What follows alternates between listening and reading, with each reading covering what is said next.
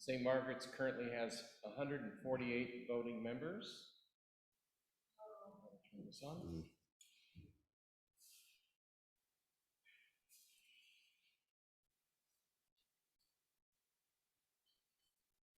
Test. St. Margaret's currently has 148 voting members, and 15% is required for quorum, which this year would be 22 members. And reading the room, I indicate that we have in excess of 22 present, so we do have a quorum. Thank you, Mike. We now move to the report from the Vestry Nominating Committee, so you can keep the mic. We'll hear from outgoing Senior Warden Mike Armstrong, who chaired the nominating committee. It's not on anymore? Give us one moment here. Technical. Test, still on. Okay. I don't know if it's really on. I'll just speak loudly. As vestry member going off the vestry this year, I was appointed chair of the nominating committee, and current vestry members John Lucas and Anna Mittig were on the committee. John is in the back of the room. Anna is online. And also we had Paige Cottingham Streeter, Daisy Njoku. I saw Daisy earlier. I don't know if she's still here or not. And Steve Carson back there, and Richard, our rector. We were very diligent in seeking out parishioners who would be interested in serving on the vestry. We're pleased to say that Chris Kimmel, if he could stand and wave, and Carlene Watson, if he could stand and wave, have agreed to step up and run for vestry. And we've also forwarded the name of Giselle Cole for senior warden, and Giselle is, I think she's counting in the moment. So those are the proposed candidates for the vestry coming from the nominating committee. That concludes my report. in addition to Patty running for a second term. I'm sorry? Did you mention that Patty is running for a second and I term? apologize, yes, and Patty Nixon is incumbent running for another term. So focus on those vacancies. So that concludes the nominating committee report. Thank you, Mike. Do I need to pause for anything related to tech? What we're hearing from Mike is just your call. Yeah, this That's is why it magically works when you're holding it, but it doesn't work. So how do you turn these on? I don't know. Can you pass the call mic back and forth? If necessary. I figured out how to turn it on. Okay. So I will just do a quick repeat summary. I chaired the nominating committee this year. We had lay and vestry members on the committee. We forwarded to the parish for their consideration Patty Nickerson, who is an incumbent running for re-election, Carlene Watson and Chris Kimmel as other candidates, along with Giselle Pohl as senior warden candidate. Thank you, Mike. We have a wonderful slate of candidates, and I would also note that the questionnaires for the candidates have been available the past few weeks, and we had a wonderful candidate forum last Sunday here in the sanctuary. I want to thank Mike and the nominating committee for their work. As stipulated by our parish bylaws at this time, we now open the floor for any additional nominations to stand for election to the vestry. A nomination may be made by any member of St. Margaret's, but must be duly seconded, and the candidate named must have agreed to accept the nomination before they will be added to the ballot. So please indicate if you would like to nominate someone by raising your hand or by raising your Zoom hand on Zoom. We'll acknowledge first those who are here in the sanctuary. I'd like to nominate Carolyn Eves, and she has agreed to serve. Could you state your name?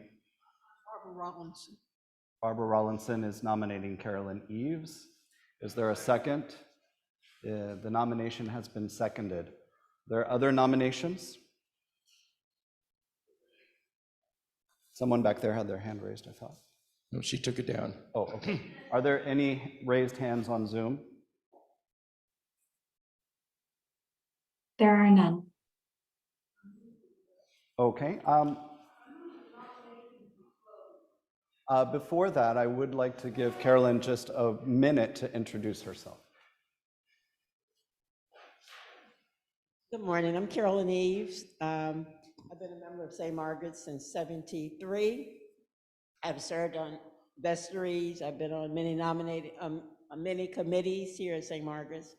I was an usher for about 30 years. I've worked on the rummage sale, and I think I know almost everyone here. Thank you, Carolyn. Barbara, would you like to make your motion again? I move the nominations be closed. I hear a second. Second. All those in favor of closing the nominations, please raise your hand. Thank you very much. The nominations are closed. I'd like to call on Annika Middick, who's on Zoom, to explain how voting will work. Thank you. So later today, you will receive an email from the Election Buddy system, and it will have a unique URL for you to use. All you need to do is click on that link and vote for your selections. It will ask you to confirm your selections, and then you will submit your ballot. We'll be sending emails later today and after this meeting is over, so please be in touch with either Richard, Tim, John, or myself if you haven't received anything by then. I'll go ahead and drop our emails in the chat for the virtual folks, or you can ask any of the people who are in person if you have any questions or need assistance. But voting will remain open for 2 days and close at 5 p.m. this upcoming Tuesday. So there should be ample time for you to cast your vote, but please make sure that you let us know if you are not seeing the email and you have any questions. Thank you. Thank you. Are there any questions about voting that Annika or I can answer? Any raised hands on Zoom?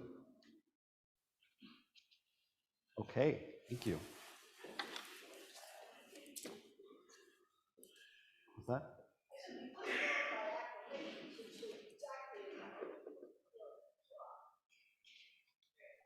That's a parliamentarian question. I don't know if Farah is back. Since we previously announced a process to the parish, which includes people that are not physically present, to be inclusive of all parishioners, I think we need to stick with the process as we've advertised it. I will go with that. Lou?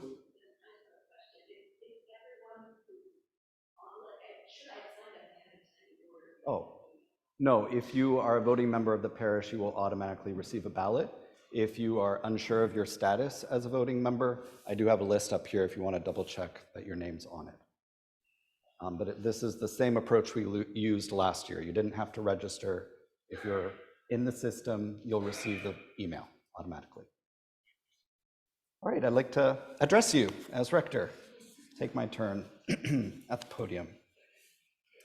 I'm gonna jump right in and try to keep us moving. I want to share with you the amazing fruit of our labors over the past year through the lens of our strategic vision. So I'm going to talk to you about numbers, about accomplishments, and some areas, of course, where there's always opportunities to grow and get even more effective in the ways that we welcome, draw people to Christ, and help them put their faith in action. So up there is the three areas of focus that were discerned for our strategic plan, which were originally discerned in 2019, but reaffirmed by last year's vestry. It reads, drawing on the diversity of our people and their gifts, with God's help, we will grow spiritually and numerically over the next 5 years by inspiring every person to experience the love of God in Christ, educating disciples of Christ and equipping people to put their faith in action, and growing generosity and neighborliness. So the first area of focus is inspiring every person to experience the love of God in Christ. And first thing in this area of focus is worship, of course, central to who we are as Christians and what we do. There are a few key accomplishments I'd name first for worship in 2022. Partially triggered by my need to go away on parental leave, we expanded the team of those who help prepare the liturgies and recruited a team of folks to edit the lessons for inclusive language. This was prior to moving to the women's lectionary, but all the balance of the other 11 months of the year, we were still using the RCL. And Tim now has a go-to cohort of proofreaders who help ensure that the bulletins are as accurate as possible. And of course, wonderfully excited that we began using the Women's Lectionary just in Advent, which was part of 2022, just for a month. We began using this new 3-year cycle, which is a very exciting endeavor that we've undertaken. And it also feels notable to mention that we've had an increased number of children. Amari was maybe a party of one today, but it ebbs and flows. Who's over there in our corner, particularly grateful for the presence of Matt Overturf, our seminarian, and his daughter Amelia. Amelia has another fever and cold, so they're not here today, but I'll let him know he got a shout out during my address. So by the numbers, last year's worship, our in-person attendance was 68 people. That's up 1% from 2021. Our weekly online engagement was 51 people, meaning 51 people on an average basis log into Zoom or YouTube or Facebook, and we also count numbers of people who watch it within the first 24 or 48 hours. That latter number, someone's unmuted on. That latter number represents a 40% drop, but I want to put these numbers in context with what we read about in national trends. And the Unstuck Church does quarterly reports about church-wide metrics across denominations. Everyone is experiencing a drop in online engagement. The peak of the pandemic, when everyone was online, has waned. And the drop in in-person attendance is now considered normative. And leaders and church experts are encouraging us to think about the future in terms of this is day zero. We are relaunching, we are restarting. So stop trying to feel bad about yourselves and compare what the numbers were pre-COVID and accept that this is our new missional reality and move forward. But it is notable, 2020, our ASA was 100, is that there? 112, and last year it was 68. So that's about a 40% decline. But the really optimistic, encouraging news is because of the investment in our online worship and that hybrid option of experiencing worship, whether you're here, whether you're at home, whether you live permanently outside of DC, our combined in-person and online, so if you add 68 and 51 together, that is a higher number than 112. So it's about 6% higher overall. 6% more people are engaging in our worship life on a weekly basis compared to prior to COVID. I want to take this moment to thank everyone who helps make worship possible. It's a long list, and I've tried to be inclusive and not leave anyone out. So do give a wave and let us acknowledge those members of the Altar Guild. I see a couple there. John, thank you for your passion for flowers. We will have a new model moving forward. I mentioned them earlier, those who've been helping proofread the bulletins and edit the lessons before we switch to the Women's Lectionary. Any of you here who do that? Ron, thank you. Our wonderful choir led by Tim Doerr. Is Tim in here? And choir, yes. Ellen, thank you. Our lectors and intercessors, our tech and virtual verger team, kudos to you. You keep us connected. Ushers, those who welcome people, vergers and crucifers, and most recently, as of Advent, those who are actually writing our collects of the day. Anyone here engaged in the collect writing ministry? Yeah, thank you all.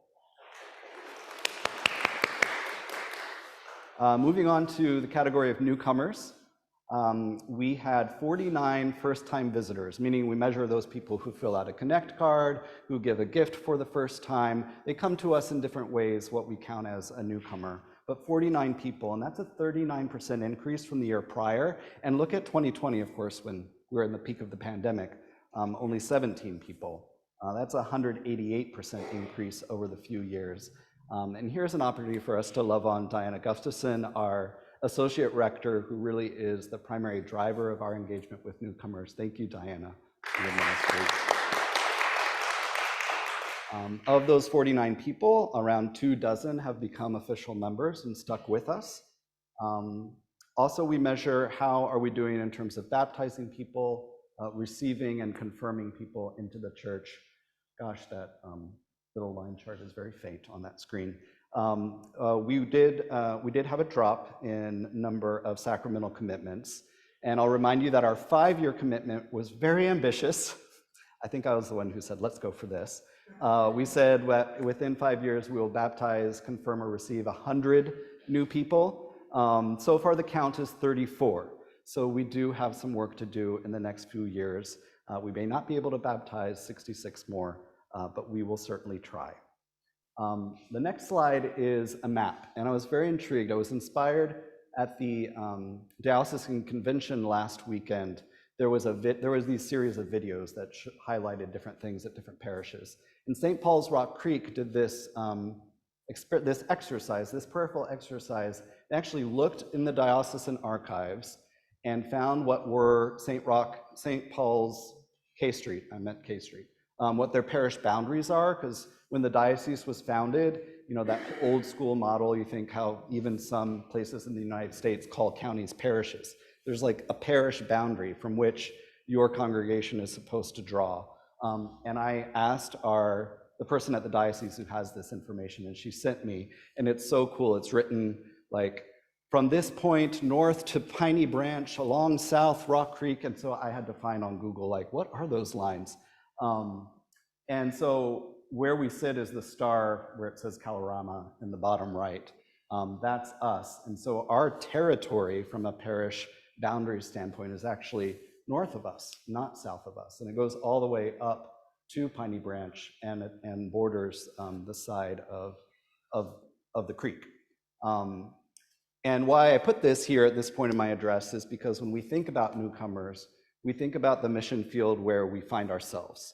Our ability to reach new people most often is because of those who live in our neighborhood find us. And so how are our values, what we offer, the ways that we offer to connect and be of service, how do those meet the needs of those who are living amongst us?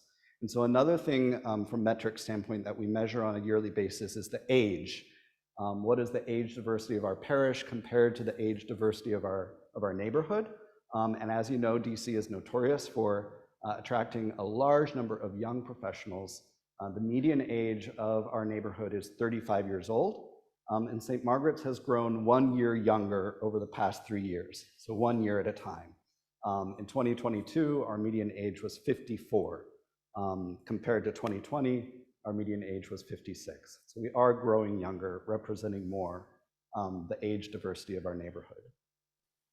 The next strategic planning focus area is educating disciples of Christ and equipping people to put their faith in action. This is about engagement. So how many of us who are members of St. Margaret's are engaged either through participating in our learning opportunities or are volunteering their service to mission in the church? This, my friends, is an area where St. Margaret's consistently outperforms the trends. We are a very engaged parish. The total engagement of the congregation in 2022 was 55%. Under these two, under engagement is the two things, formation and service. So formation, again, more credit due to Dinah Gustafson, but also in thanksgiving to all of those who played a role in offering and leading our formation offerings. 94 people in total participated last year, which is 36% of the congregation, and there were at least 12 different formation activities that I counted when I looked on Realm. Sacred Ground, 30 people on the way, St. Margaret's Go, a couple of iterations of that, our newcomers class, the creation care activities from last Lent, the activities for Asian American Pacific Islander Heritage Month, the collect writing class, the end of life planning class, inquirers class, and forums over the summer. And upon my return, it was a privilege to facilitate the Advent retreat at which we had 22 people. We are a parish who is intellectually curious and spiritually grounded, and it's always represented in the ways that you all engage in our formation offerings. Volunteer service. I had to put a picture of the rummage sale, which was back with a vengeance in 2022. That's going to be covered more by Mike in his report. But volunteering in general at St. Margaret's, we have 104 active volunteers in 2022. That's 40% of the congregation. These are the ways that you serve in a ministry role and worship, all the people we just thanked earlier, on committees, or different volunteer activities. One of the most biggest and tangible ways St. Margaret's puts its faith in action is through Charlie's Place. So that's the next area of my presentation. It has been another year of transition for Charlie's Place. A year ago, you heard from Senior Warden Mike Armstrong, who had chaired a working group that was the final step toward an even bigger discernment process that had transpired over the year prior, where we engaged a consultant, we did a big assessment process with survey instruments, a focus group with the clients themselves. And to recap, that whole process helped re-clarify what Charlie's Place is all about. Their purpose is three things: to provide space for authentic relationships. It's really about community. That's the number one cited thing from the clients themselves. To meet basic needs to the degree that we can.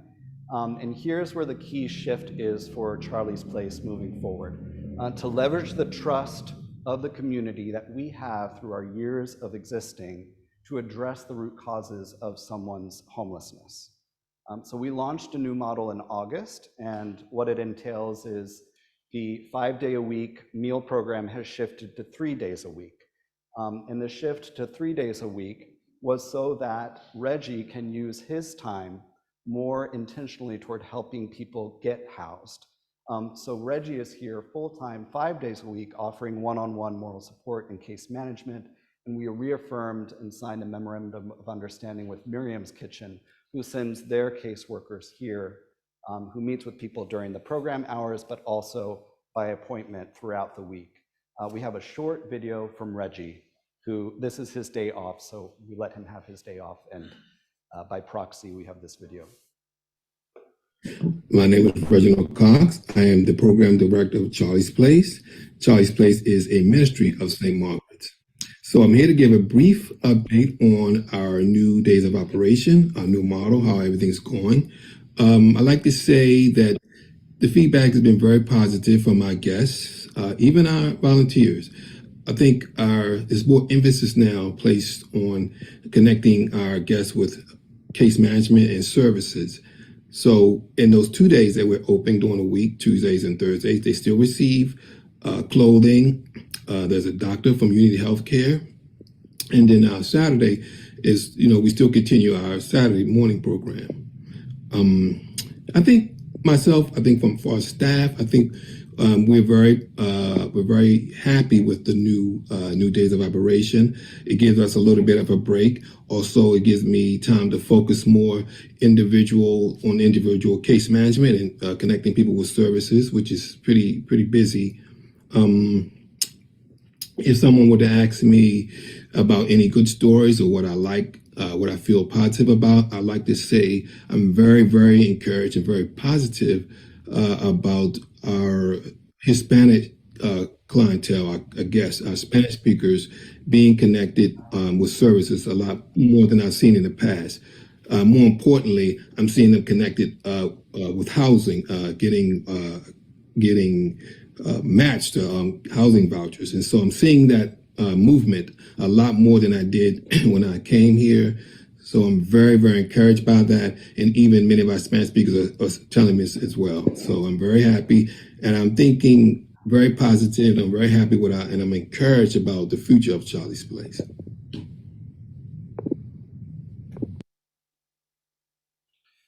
Thank you. I have one more slide on Charlie's Place to show you some really, really amazing and encouraging numbers.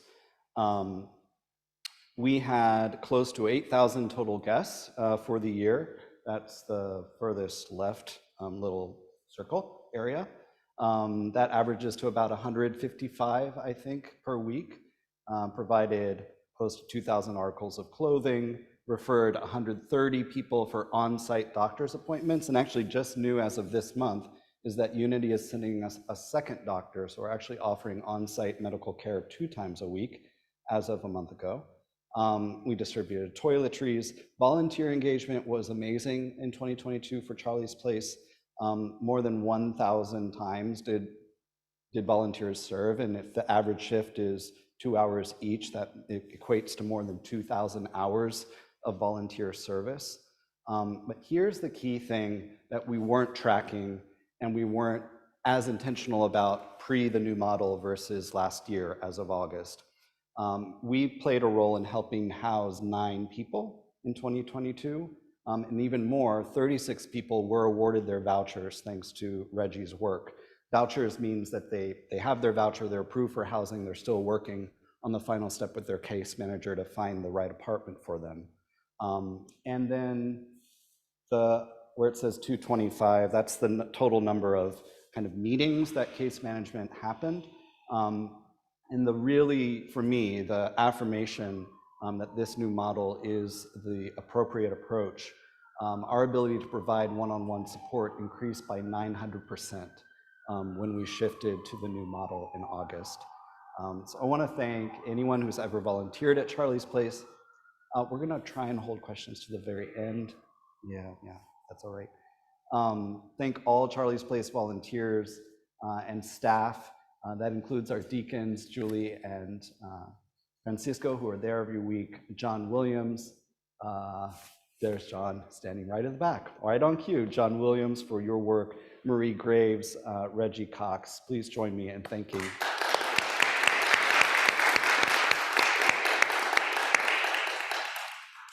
So the final area of focus in the strategic plan is faith in action. This involves our work in environmental justice, racial justice, and I didn't have a justice approach for our Afghan refugee ministry. We'll just call it Welcoming the Stranger Ministry. You're going to hear more from Annika Minnick on racial justice task force work specifically, and you're going to hear more from Penny Anderson on the Afghan refugee ministry specifically. But I wanted to, on behalf of Patty Nickerson, acknowledge and thank her and her Creation Care Committee and the work from the Linton program last year. We learned so much about the impacts that plastic has on our environment, our addiction to the use of single-use plastics, abstaining, reducing the amount that we rely on them in a spiritual way. And we have a photo of the beautiful tree where we symbolically placed the cherry blossoms representing what we felt called or what we were doing in that Lenten season to help care for creation. So our third and final area of focus is growing generosity and neighborliness. First about this is stewardship. We think about stewardship through our giving path, and our 5-year goal in this area is to welcome 100 new people onto the path, meaning 100 new people who are giving to St. Margaret's. And here's, unlike perhaps with the sacramental commitments, we actually might reach this goal. I really very much hope that we do and believe that we can. Between 2020 and today, we've seen 49 new pledging units total over those past 3 years. So we are halfway, just about, to our goal. I have some pledging trend numbers for you. You've heard about these things from Annie over the months. But in 2022, we had 116 pledging units. Next slide, please. That's a 25% increase compared to 3 years ago. Our overall pledge income was just shy of $500,000 in 2022. That's a 19% increase compared to 3 years ago. So right-hand set of bars is the total pledging units. Right-hand set of bars is the total dollars. So our pledging trends certainly give us reason to celebrate, but there are some things that I'm watching. I know Annie's mentioned it to me too, that we are watching with some concern. Our pledged income was slightly down in 2022 compared to 2021. We're talking literally 1%, but still, it's not an increase. And today's meeting is not about 2023, it's about 2022, and there are still 11 months left in this year. But I thought it would be worth to be honest about the fact that our renewals for this year are not where we want them to be. We're 9% down so far this year, so I'm very hopeful that those who have pledged before and for whatever reason have not done so this year, that you would consider making that commitment. There are 2 more things to mention about stewardship, which are unrelated to the yearly operations. 2 big accomplishments in 2022 One is the Finite Capital Campaign. I'm not going to steal Mike's thunder because that's in his report. He led this effort to raise non-operating money. We dedicated the new columbarium today. But I'm, on the committee's behalf, want to mention to you the 1894 Legacy Society. The Legacy Society was created to recognize those who have made a very special gift to St. Margaret's by naming St. Margaret's as the ultimate beneficiary of a planned gift.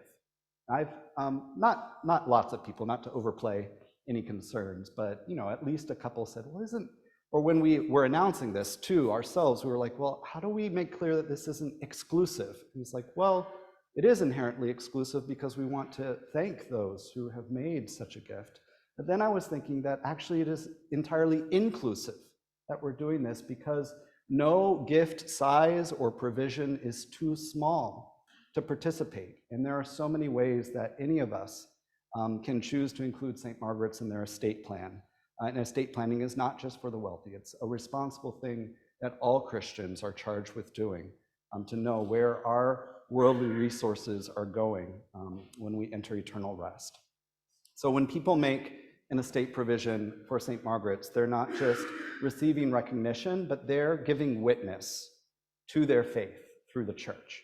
So someone who joins the Legacy Society is saying, I care deeply about St. Margaret's, and I made a commitment because I felt it was important for our church to have the capacity to continue doing ministry for years and years and years to come.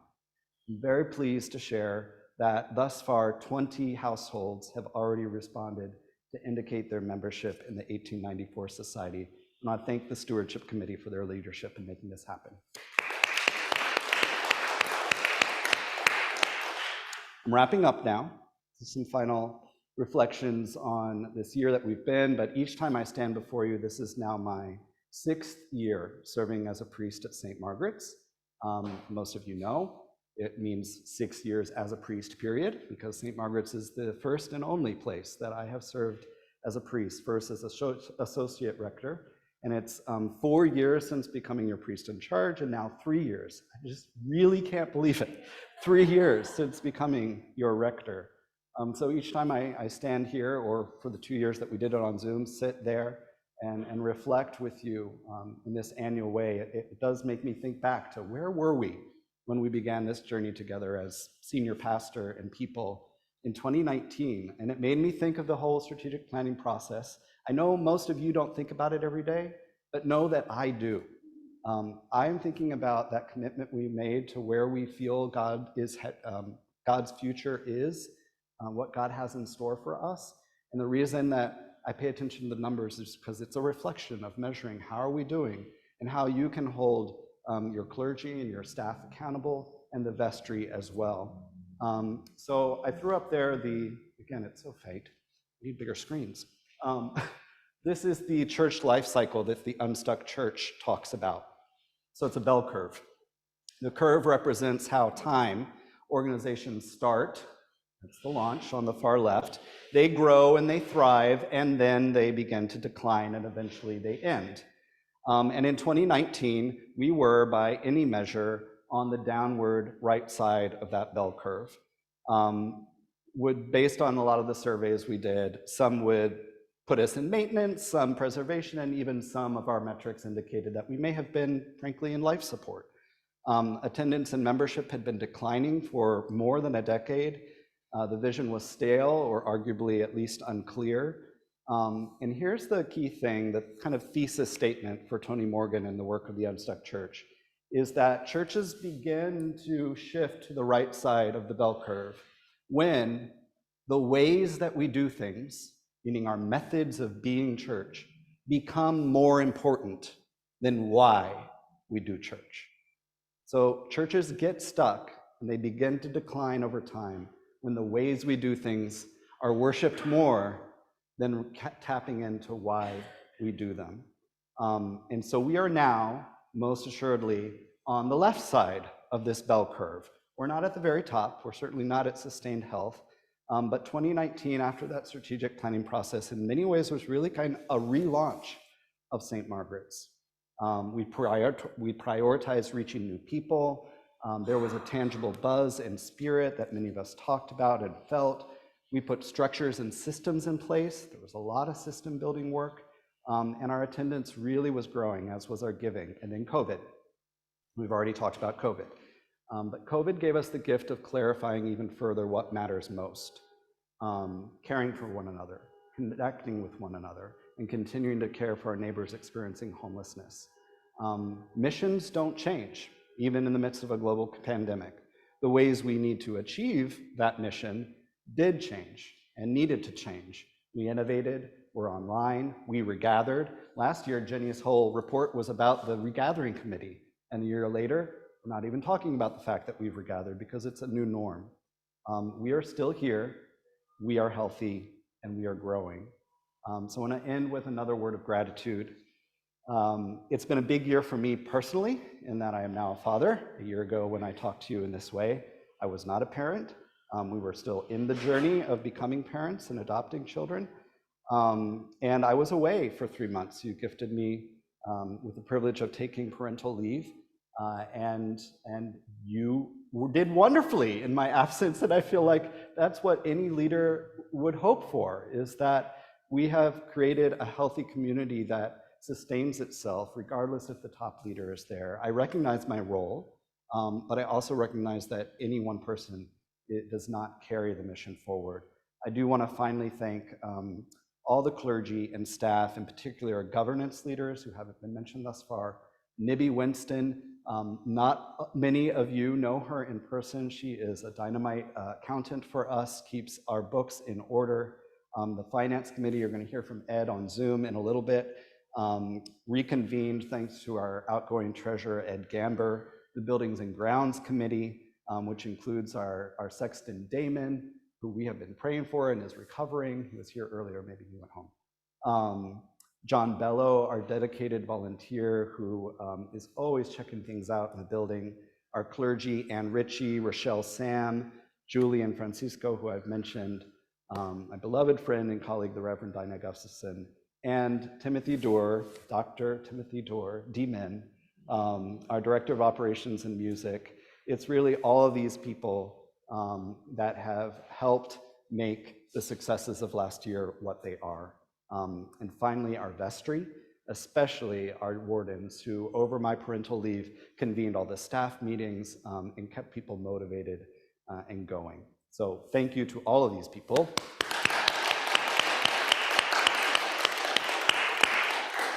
So final piece. We can't leave you without giving you something to do, something to challenge you with. So we can be honest for a moment. How many people are on Zoom? Yeah, 13 people on Zoom. We got some folks here.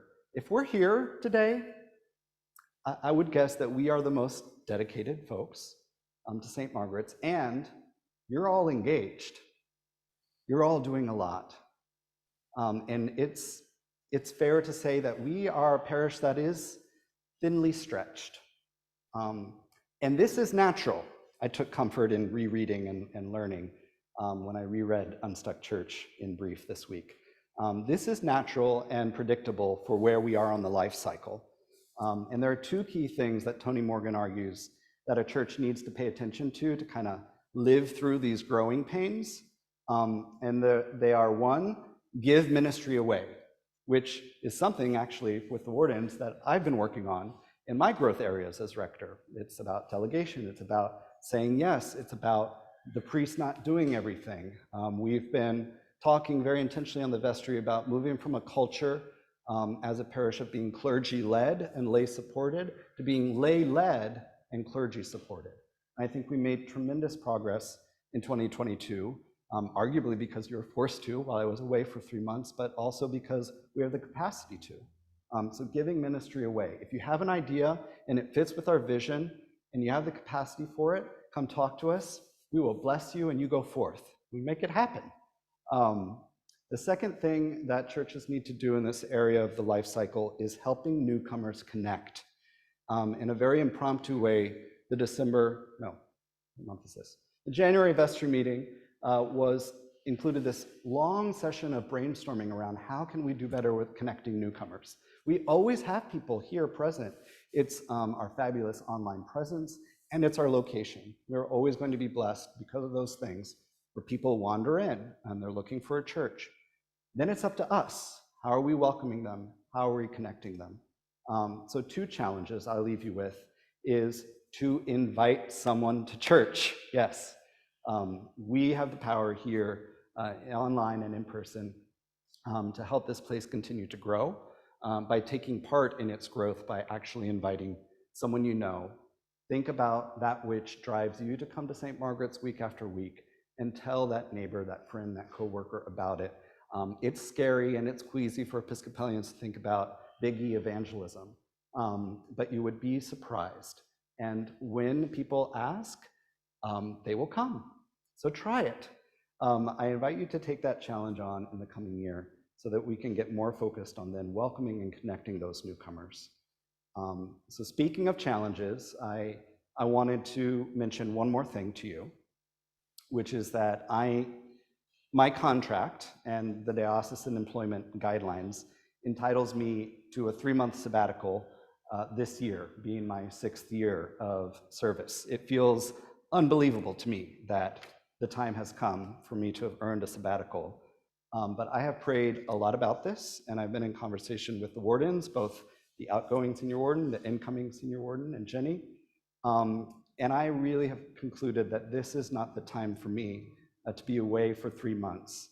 But I'm asking instead that I be allowed to take 1 month at a time to spread out a 3-month sabbatical over the next 3 years. My family life is not in a scenario where I could all have a fruitful sabbatical for 3 consecutive months, and I frankly don't see that changing over the next 2 years. Bishop Marianne herself announced that this was the exact model she's going to use. She announced that last week, and when I heard her say that, it was like a confirmation from the Spirit that this is what will work best for me, and I think is what will serve the parish well. I know some of you may be thinking, how can he take a sabbatical? He was just on parental leave. They are different things, and it's really the fact that I am a new parent that I don't have the capacity to be away for 3 months. The exact details will be worked out. I'm thinking July, but it will be for me and the new vestry to work on together the exact plan, and know that, of course, you will be hearing exactly what that plan is before it occurs. And I will be coming back to you restored and energized and ready to continue doing this work that God has given us to do together. So I end with another reiteration of my gratitude. I'll let St. Paul have the final word. I do not cease to give thanks to you, give thanks for you as I remember you in my prayers. Thank you.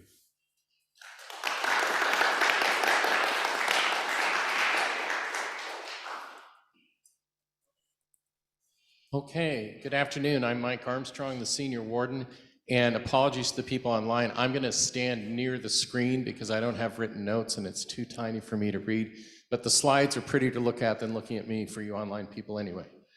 Let's hop right to it. I don't know who's operating the slide deck here. Is it in the back of the room or Annika? Thank you. So I was asked by Richard to do a little review of our year as a vestry, but before I begin, let me just ask all the vestry members that are physically here in the nave to stand and be recognized and stay standing. Jenny Carson, our current junior warden, Patty Nickerson, Annie Elliott, Giselle Pohl, John Lucas was here earlier. He may have stepped out. I know Julie Poulter is online, Karen Castro is online, Annika Middick is online. I think Garrison was not able to make it to be online, and yeah, he had his family funeral. And Susan Woods, I'm not sure if she's online or not, if you know Annika. And I said Julie Poulter, I think, was going to try to be online. Have I missed anybody? Linda Heaney's on travel, I believe, unless she's online. Annika, is it Linda on? Okay. Anyway, I just want to acknowledge all of the vestry and the sense of team and family. We've had some honest conversations. We've had some safe space conversations. We've wrestled with issues, and we've had healthy debate. And you should know that the parish should know that this vestry is a functional and cohesive and prayerful group. So thank you all, vestry members. So I went back to all the letters that I write to the parish every month, trying to go back through and remember what's happened in the past year on the vestry. When we adopted our budget for the fiscal year just finished, we added more hours to Diana Gustafson's role and upgraded her title. We started talking about the new chapter for Charlie's Place and tried to reflect that in the budget for the year. Annie Elliott and Linda Heaney joined the vestry. Karen Castro stepped in as an appointee to fill out Heidi Mayer's term. Kathy Conley stepped down as treasurer and Ed Gamber stepped in. And Farah Elliott stepped away as secretary and Amy Ruberl stepped in. And with Annika's re-election to the vestry, the point was made through her candidacy that we as a parish embrace a hybrid model and that everyone can participate either in person or online, and that includes leaders of the church. And the test, I guess the test pilot was Annika. You know, we were testing the waters to see would the parish tolerate a fully online vestry member, and the parish absolutely. And Annika remains a critical volunteer to us on so many levels, and she's really been teaching us how to make sure we are including and remind us when we aren't including. So that's been a real, I think, sea change and leap forward for us as a vestry. And also, we stayed tuned in as the year progressed through what these new adjustments would be to Charlie's Place. And we had our discernment process. We delivered that to you last year. Richard just talked about implementing and executing on it. And I would just add our gratitude as a vestry for Reggie's patience, for the clients of Charlie's Place as they adapted to the new model, and then the proof is in the data as Richard shared it earlier. Okay, next slide.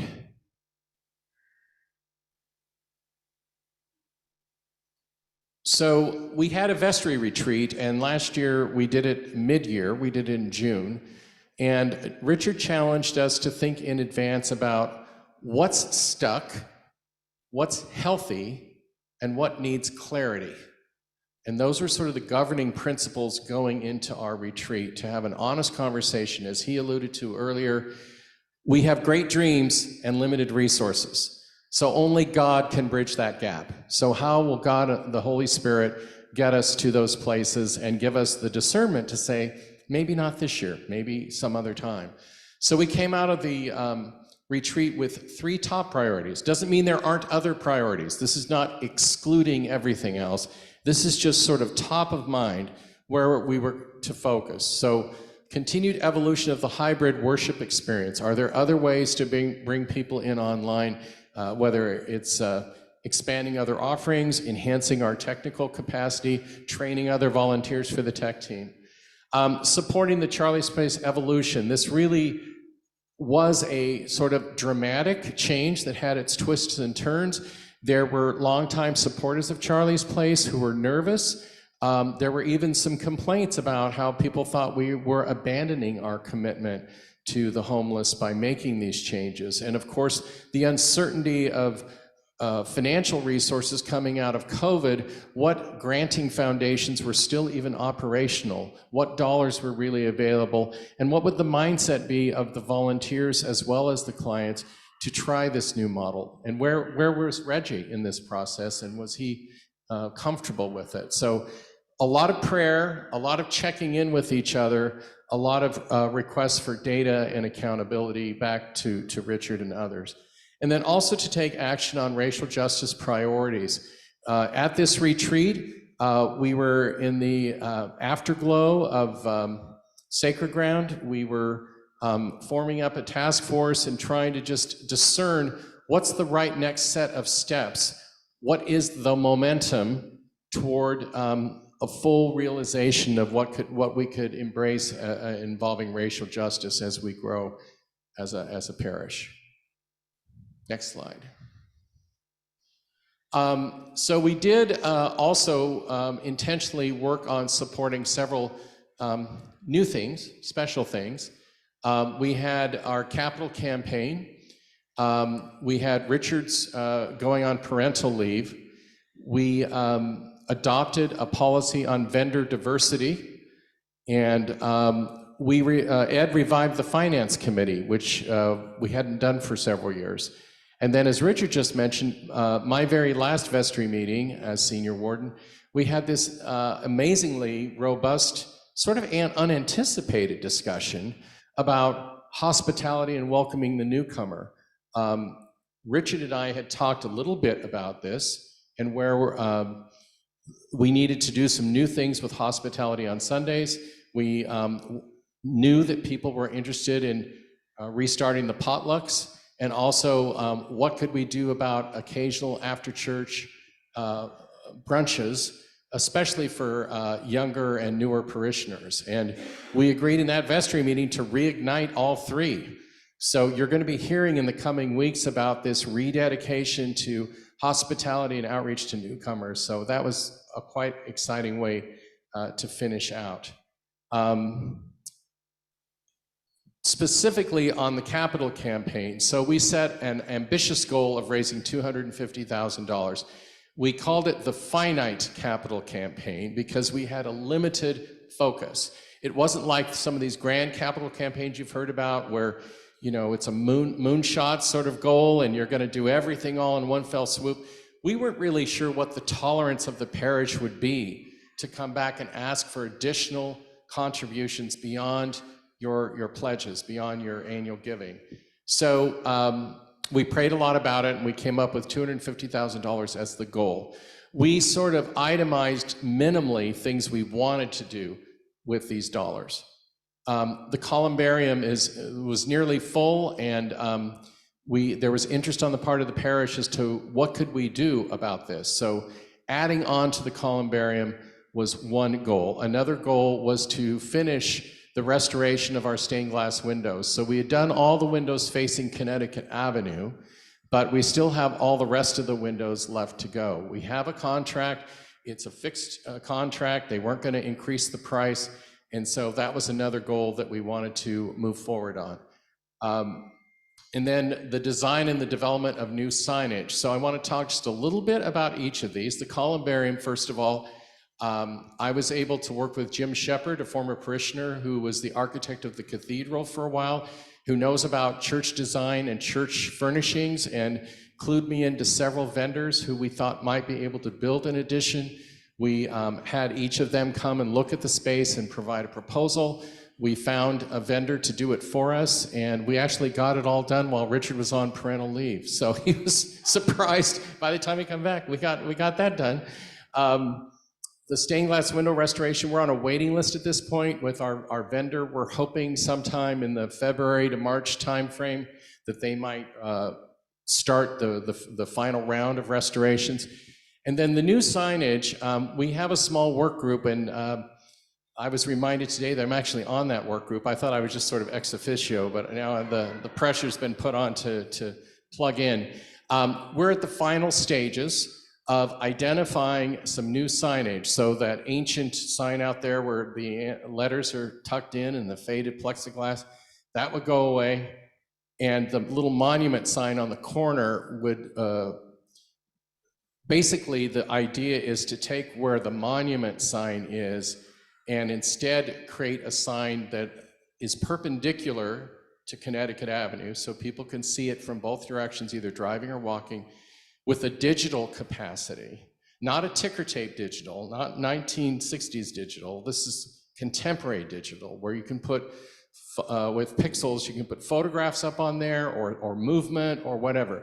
It will be sensitive, it won't be garish or flashy, but it's okay on Connecticut when we've got Buca di Beppo across the street and some other things. We don't have to just have an old-fashioned St. Margaret's sign with no other information.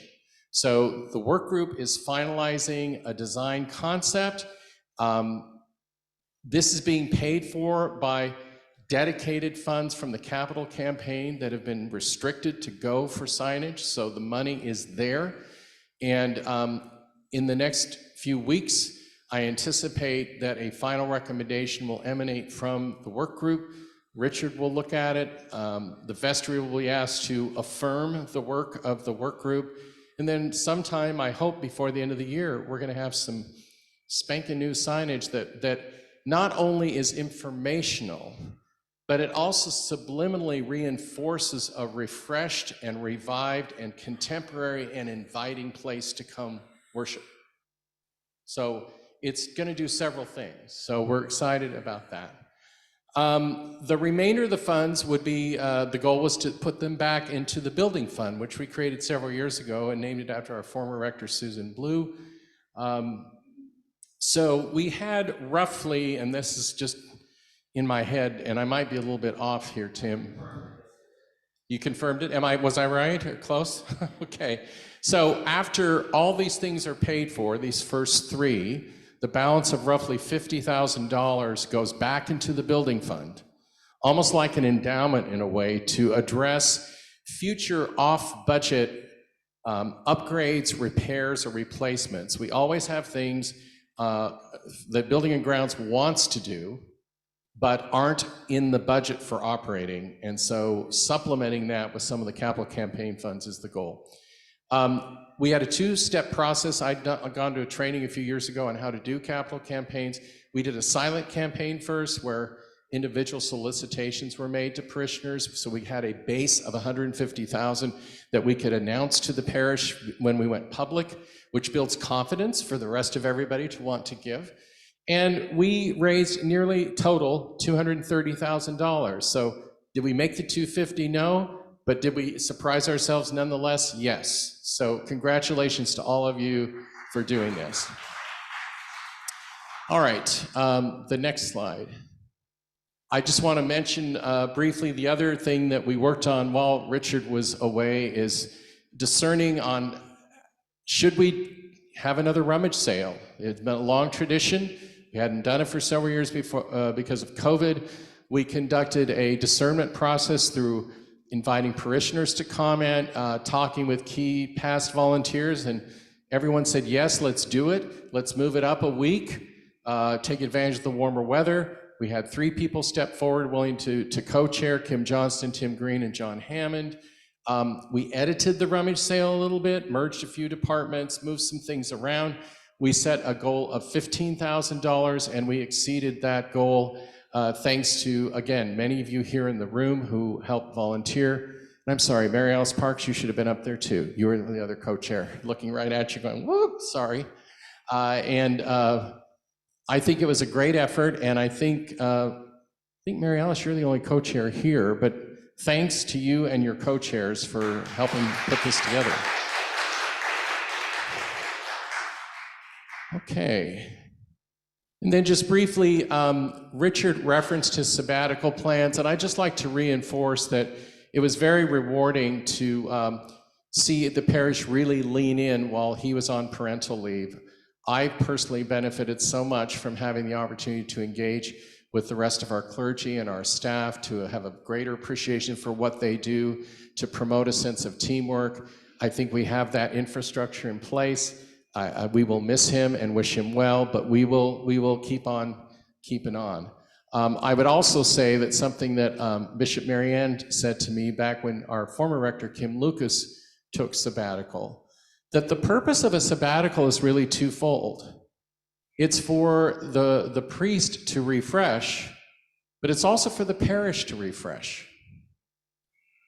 And so as the priest and the parish come back together, that sense of refreshment and new perspective needs to be shared and discussed. So I would just plant that seed with my successor, Giselle, and the rest of the vestry about the dynamics of what a sabbatical is supposed to be, because I think a lot of us think of it as one-sided, that it's just for the priest, but it's also for the parish. So I would leave that thought with you. We also, I think, as I mentioned a moment ago, need to keep working on building community, things like refreshing hospitality, more work with all these newcomers that are coming in, making people feel welcome. We talked at the vestry about the 3-minute rule. after church ends and you go into the reception out there, make it a purpose to, for the first 3 minutes, talk to someone you don't know. Avoid going to the person you always talk to, just for the first 3 minutes. I know a lot of us only see each other on Sundays and we want to catch up with each other. But if we adopt that, those of you that are here, the dedicated core, that'll make a difference. And we also do hope more people can step up and volunteer. There's a lot of other things we'd like to do as a parish, but only with the sense that there's the lay participation to support it can we get there. It has been my great privilege to serve as your senior warden. That's on top of 2 terms as junior warden. I don't know how I ended up doing it all this time. I think I've been in a warden role ever since Richard came to St. Margaret's, but it's been hugely humbling, very affirming, and there's so many people that I am going to thank in my last vestry letter, which will come out next week. But looking at all of you just makes me feel warm and makes me smile, so thank you all very much.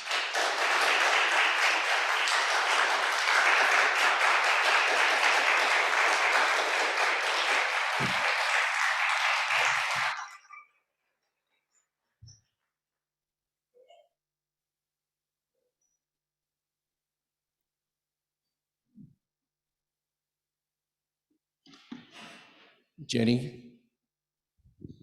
Thank you, Mike. So I am going to just briefly update us on what's been happening through the Building and Grounds Committee over the last year. And actually, when Richard and I were looking at the slides from last year and thinking about, the agenda for today, I thought, wow, a lot was accomplished last year. The year before, and a lot has been accomplished this past year too. So for Bill, and I just wanted to also thank Damon and John, because all of these projects that I'm describing involved getting bids, making sure that someone's here to, show the potential company around. So it's a lot of work. So the projects that were completed: window reglazing in the parish hall, a number of security system updates, property grading at the rectory. There's a leak in the parish hall ceiling from the staff bathroom, then that was repaired. Increased number of space users, washer and dryer replaced, and the drainage and erosion was just fixed outside. And Patty's been amazing with the landscaping. I put together the list of things, and I in consultation with Tracy Lush, and I didn't think the washer dryer was sexy enough to be in this presentation, but this just gives you an idea of all of the tiny little things that people have to keep track of. And is there another slide? Here are the pending projects: window replacements in the nursery, library, and office, brick repointing, and the nave valley beam strengthening, which is in process. There's a leak, of course, in the nave's wall here, which is going to be repaired.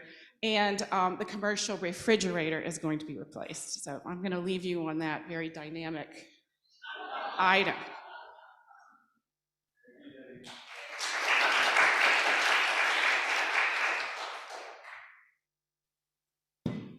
Ed's online, recovering from COVID. Ready to give your report? Yeah, can you hear me okay? Yes, we can. Okay, great.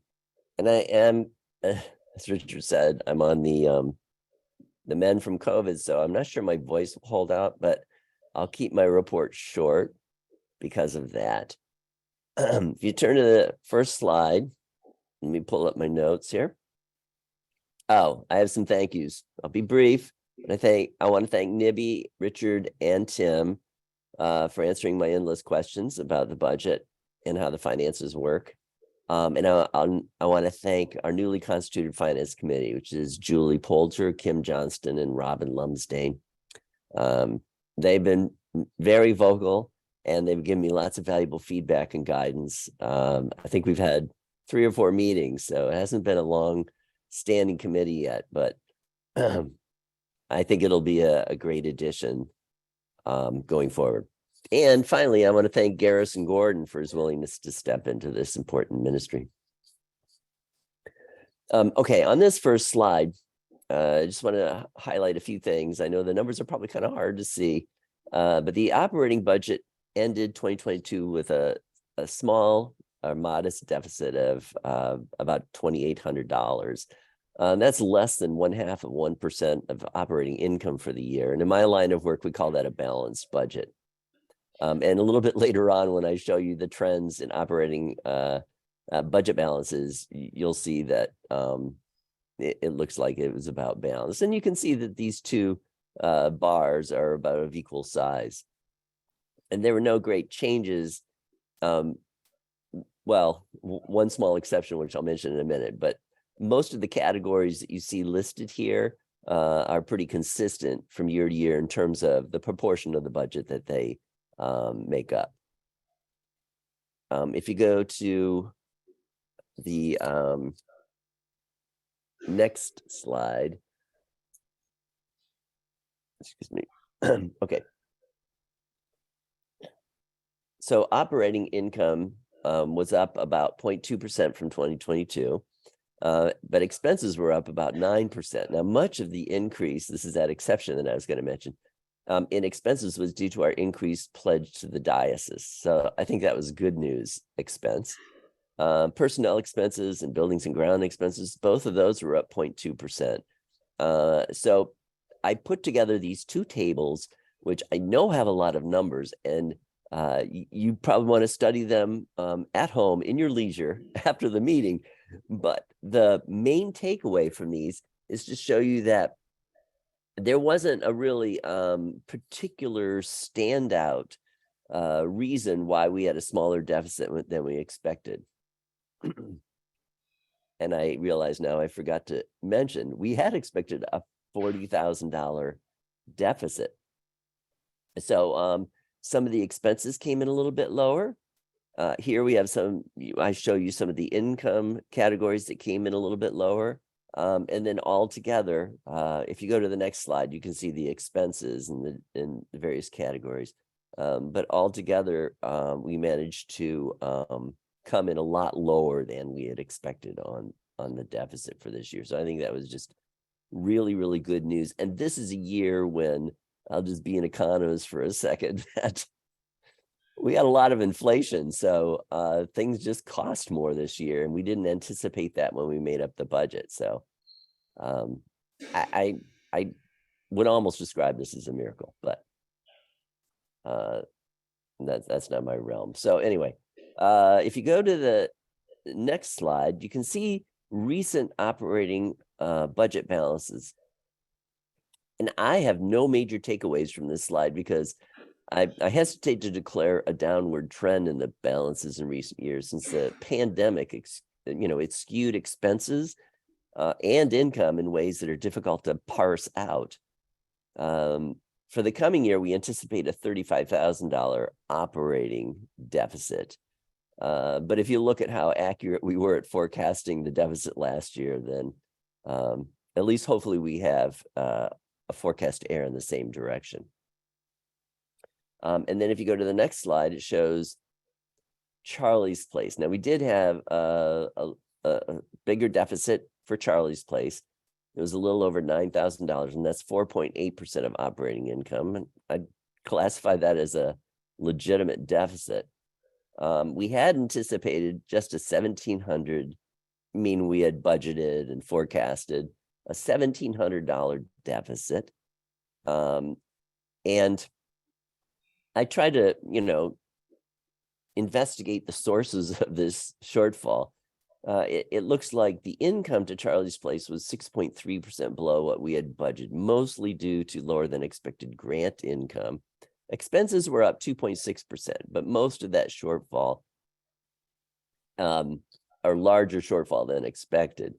I know there are a lot of deltas there. And only economists in the crowd will understand what I meant by that. But most of the shortfall was due to lower than expected grant income. So we have been working with, mostly Richard, when I say we, been working with our grants writer. And hope to get an earlier start in this current year. And I think there's a bit more optimism for her ability to get some grant income. Okay, and then I'm going to take a drink of water now. Hang on a second.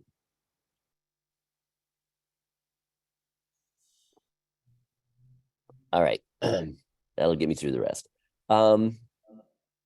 So this shows our investment accounts.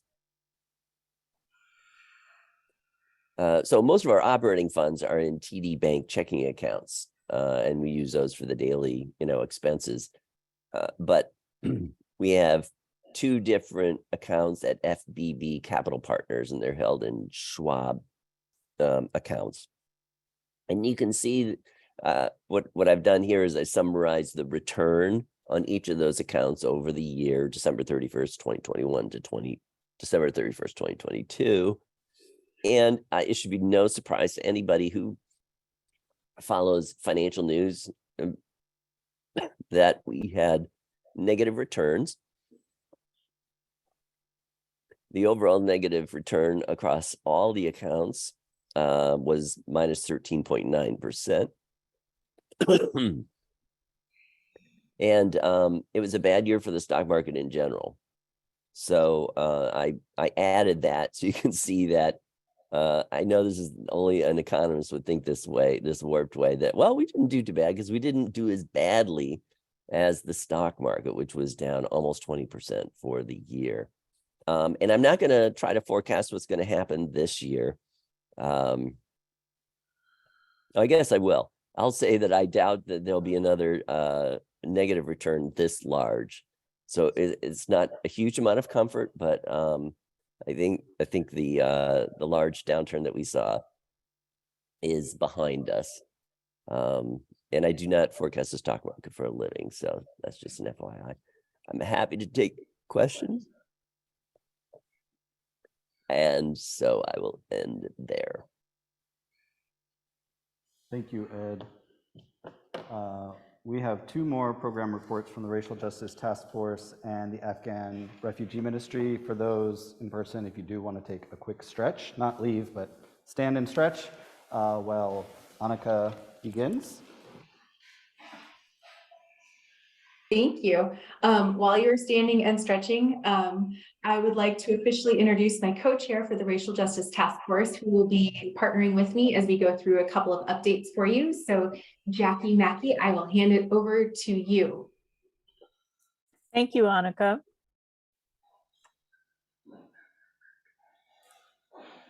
I am honored to serve as co-chair on the Racial Justice Task Force with Annika. And as my part of the report today, I'd just like to remind us, what is the Racial Justice Task Force and why do we exist? We were formed after the first group of 30-some people finished the On Sacred Ground course last spring. And in March, we had a listening session, a sharing session with the full congregation about what we had learned and what we felt were next steps following On Sacred Ground. And out of that came an overwhelming message from you all to put our faith into action, as Richard and Mike have been describing. So that's where we fall in St. Margaret's priorities. The task force seeks to build and support a beloved community of reconcilers, justice makers, and healers who pursue God's dream of racial justice and harmony locally, nationally, and internationally. And I would like to thank, excuse me, go lie down, Midnight. I would like to thank the people who have been most active in the task force.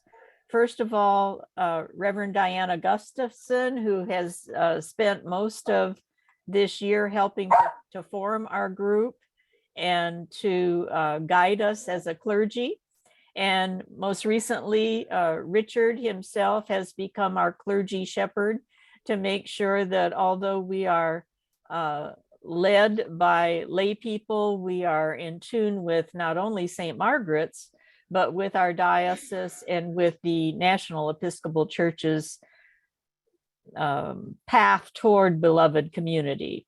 So thank you not only to Diana and Richard and to Annika as co-chair, but we had several of our leaders in the parish who happen to be people of color say, we would like to help you and support you as advisors, but we think that some of the rest of the people who aren't people of color technically lead this effort, at least in the first year. So Paige Conningham Streeter and Anamita Betancourt and Ann Yonamura were our three key people on the advisory group. And in addition, Kathy Connolly, Helen Templin, Barbara Usher, Margaret Marcoux, Sally Russ, and most recently, Elizabeth Wakefield have joined us.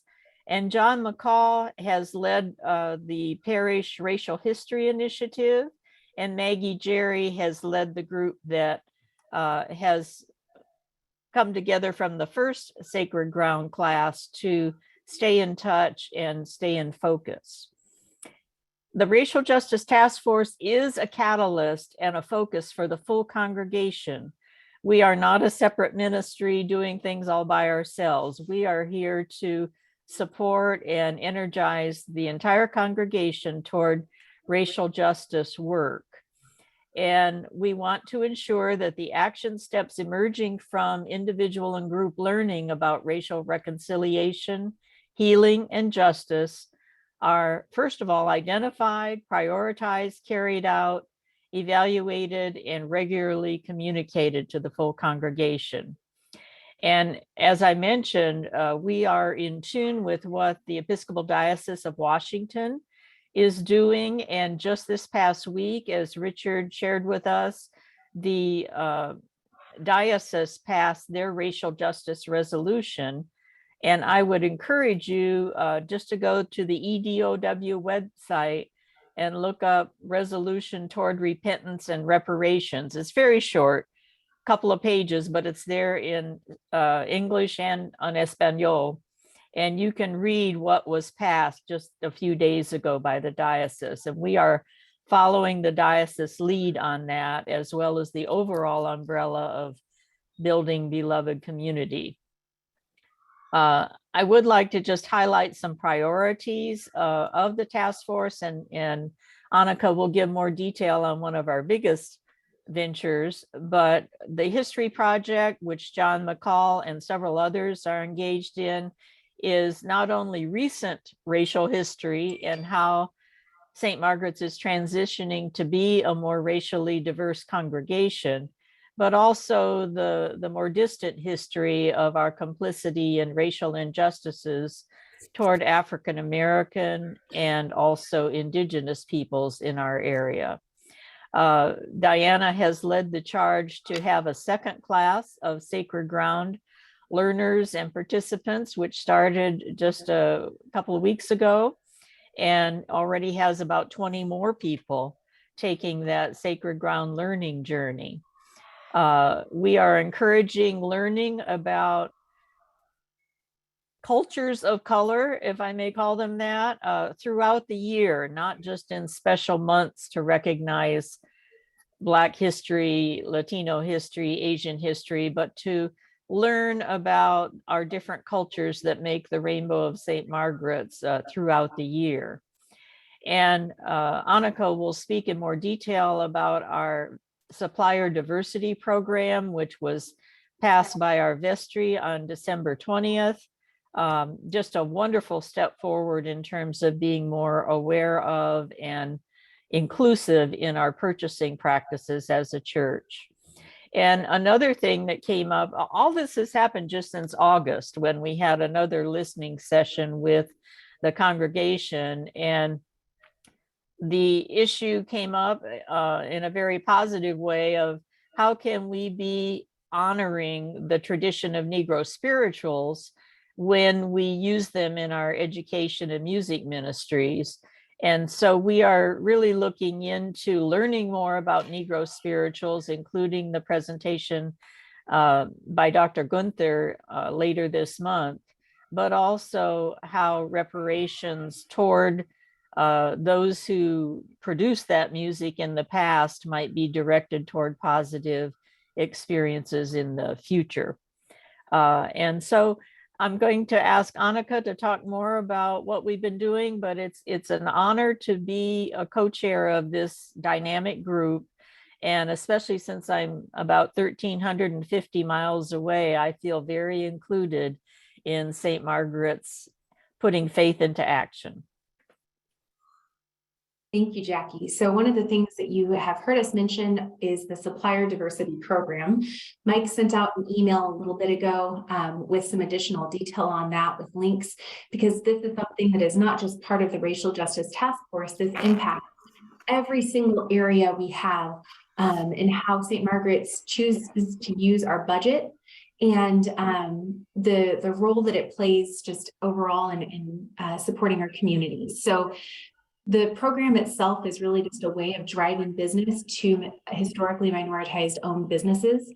This is important for us to have one for a few different reasons. One is because we really need to put our money where our mouth is. If we are committed to diversity and inclusivity, then we need to be conscientious about the vendors that we are working with and the business decisions that we are making as a parish.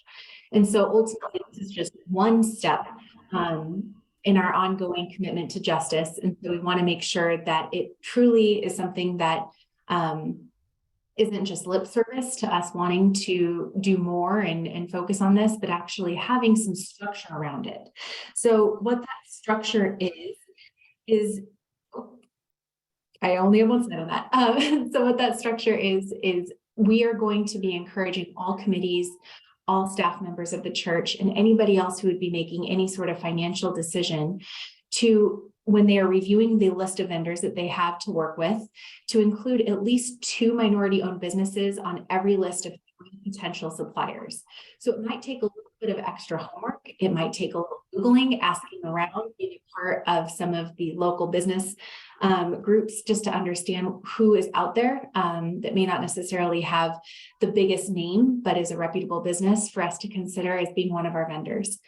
The supplier diversity program does not mean that you have to select one of those vendors, because ultimately we have budget constraints, timing, the deliverables, what they're actually able to provide. So this doesn't necessarily dictate who you choose, but it does mean that as part of the process, you're considering a much broader list of vendors than you might have originally considered. Or if we've been sticking with the same folks for years and years, this is now our opportunity to dig in a little bit more and to find some additional vendors so that we can be expanding the number of businesses that we're working with. This was truly a labor of love and something that started with the Racial Justice Task Force. But as Jackie mentioned, our board of advisors, including Anamita Benencourt, who authored this supplier diversity program and all of the documentation around it, were extremely instrumental in pushing this forward. So Kathy and her had to actually hop off. So I just want to call that out and make sure that it is known for the amazing work that they were doing. But now we are in the process of meeting with the different committees that the parish has, as well as meeting with staff and Charlie's Place to make sure that the program is understood, to help start making some of those lists. In Mike's email, there was also a link so that way, if you know of a minority-owned business, we would welcome you to provide that recommendation, just so that we can kind of start building out these lists and we don't have to do fresh homework every single time. So we ask your participation as part of this too. Finally, looking ahead, because Jackie covered some of the things that we had initially established as our immediate areas of focus. As mentioned, we're going to have the forum coming up in a few weeks on the use of spirituals in worship, but this is ultimately something too that we want to have ongoing conversations around what it looks like in terms of just reparations and payment when we are using music that was stolen or is not necessarily given the appropriate accreditation to the authors of that. And we also would like to just generally investigate kind of the, many people will recognize this as just the larger topic of reparations, but we would like to recommend and support actions that we can take. And some of that will be financial, some of that will be advocacy, some of that will be true repentance and understanding our history. So John's work on the History Project is so important here.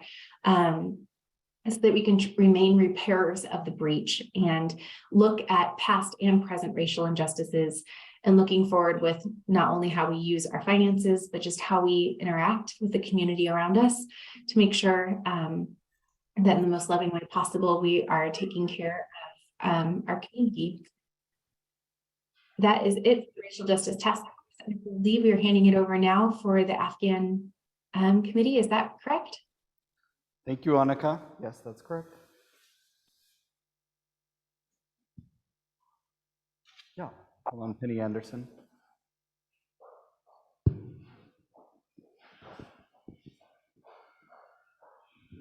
Yes, I'm last. I will be quick. So about a year ago, we decided as a congregation that we wanted to reach out to refugees, and in particular Afghan refugees. When Afghanistan fell to the Taliban in August of 2021, tens of thousands of people fled there and came here to start again. When we made the decision, and somewhere there's a presentation, which I guess will come on at some point, but when we made the decision that we wanted to sponsor a family, we were connected with the Nahids, a family of three. Shafika, the mom, was a math teacher. She has two daughters. Mariam was a surgeon in Afghanistan. Marjan was a human rights lawyer. And when Afghanistan fell to the Taliban, they left in the clothes they were standing up on. They started with nothing. So when they came here, when we agreed to sponsor them, we entered into several commitments. Amongst those commitments were that we were going to furnish their apartment, we were going to stock the pantry, we were going to have a welcome meal, we were going to help them with transportation to medical appointments, which two of the three really needed, and connect them with English lessons. And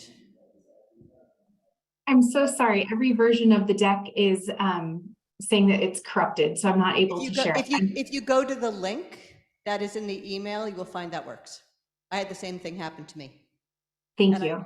I got it. Okay, 1 second. Sorry, I was trying to do that.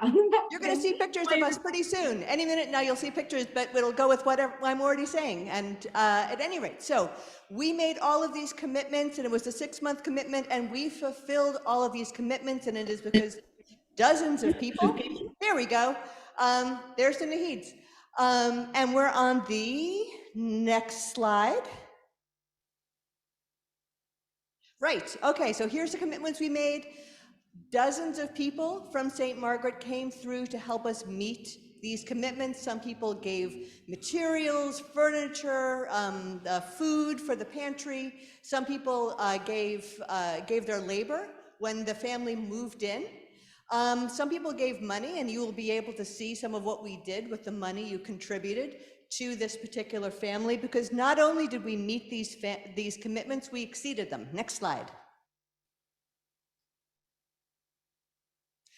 Right, so in addition to all of that, we helped, through a connection we had, we found someone who wanted to donate a car. And so they were able to get a car. We then helped them get car insurance and paid for that insurance. We helped the two daughters take driving lessons. We gave them various gift cards they could use for gas and for food, funded their security deposit, renter's insurance, family phone plan, Metro passes. Again, if you contributed money, this is where it went. We've also been giving them some cash assistance just as they're really starting up. They know what their priorities are. We were able to give them some extra help. And of course, we have spent a lot of time with them over the year, a lot of fellowship, a lot of friendship. And so here's what's going on with them right now. Next slide. Right, so the English, especially for Marjan and Shafika, they've both been taking English classes. Their English is much better. And the two daughters have been looking into Work opportunities. Mariam has passed her surgical assistant exam. Marjan was first in her class to become a certified nursing assistant. They both have driving licenses, and Mariam has a part-time job with an Iranian doctor. She drives on the Beltway. That was a big thing. But she's doing that now. They are officially pursuing asylum. And there's a picture of Daniel, who was working with them just this past week to help them create a monthly budget. And they're continuing to look for jobs. So there's still a way to go, right? It's difficult being a refugee. It's difficult to start again. They're still looking for jobs. They don't know yet on their asylum status. But that first year to come to a new country, when you don't know if you're going to be welcomed or not, that is just one of the most difficult points in your path as people, as a family. And we walked with them on that part of the path. We are still connected with them. And, and I think, St. Margaret's believes in welcoming the stranger. And here's a family where we were able to manifest that. So for everyone who contributed over this last year, thank you very much.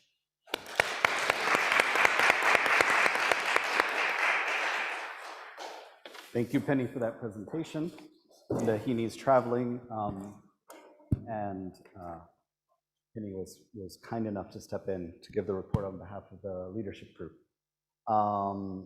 Before we move to a time of Q&A, I was thinking now we should have just thanked everyone when they finished their reports, but we need to acknowledge leaders who are leaving their leadership roles. I don't know if Karen Castro is still online. If we could pin her and wave, yes. I need my glasses. She's online. Hey, Karen. And Susan Woods, maybe she's not. And Ed, if you're still hanging in with your cough. Again, with Ed and Mike, I was thinking we should have thanked them when they finished talking. But Karen, we want to thank you for filling in for the rest of Heidi's term on vestry. I always associate with Karen Castro a mind for hospitality and welcome across lines of difference, not just diversity in the racial sense, but diversity of experience. She's always a champion for that part of St. Margaret's mission. And Susan, she's not here, but just want to mention that she really was the driving force behind getting our temporary vinyl signs covering the old ones outside now, and remains on the sign task force committee that's going to come up with more permanent new ones. Ed Gamber, actually, did we get this wrong? You have served 2 years. It wasn't just last year. You served 2 years, yeah. So it was 2 years ago that he took on the role of treasurer. And you were fairly new to St. Margaret's at the time, and now you have been called to a new ministry to support your wife, Jennifer, who is a priest and has been called as rector of St. Peter's in Arlington. You are going to be missed sorely, and we're sorry we can't love on you in person here, but we know you're going to be back for at least Rummage and from time to time. Very grateful to Ed. Will you join me in thanking Karen, Susan, and Ed?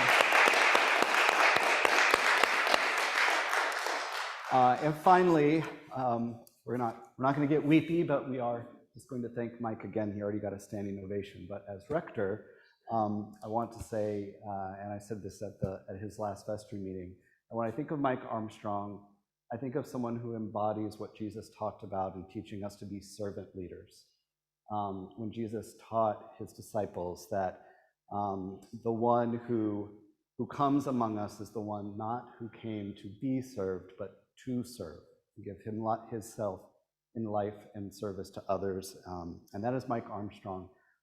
It's hard to imagine as a rector now, since I knew him first as junior warden and then as senior warden, and he is going to take a very well-deserved break from governance leadership. He has been appointed by the bishop herself to step into the diocesan council. So St. Margaret's is going to have governance representative from our values and our culture of St. Margaret's, now continuing to influence the diocese through Mike's leadership at the diocesan level. But let's thank one more time Mike.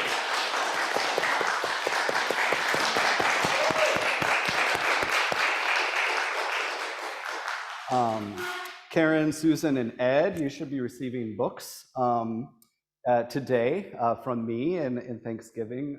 I chose for them Stephanie Speller's classic book that came out with a new version, Radical Hospitality. So you can continue learning about ways to practice your ministry through radical hospitality. Are you doing a thing? Or I just keep talking. For Mike, we have an extra expression of our gratitude. I got you a special gift, and I was so worried I was going to break it that I hid it in my house and I forgot. So for those online, Jenny just said she has a special gift, but she left it at home so it wouldn't break. And I'll tell you, I might connect it to you. And I'll tell you what it is. It's a little stained glass window in appreciation of all the work you've done to restore our beautiful Tiffany glass. All right. Thank you so Thank you. much. Oh, perfect. This will be an excuse for you and I to get together again. That's right. Yeah. And I sleuthed with his other half, Anthony, and said that Anthony assured me that he would enjoy a day at the spa. So we're also gifting him with a gift card, yes, to Salamander here in DC. So thank you, Mike, for your leadership. We are happy to stay here and address any questions that you may have or comments. Mary Alice, you had something earlier. Sorry if you already forgot it.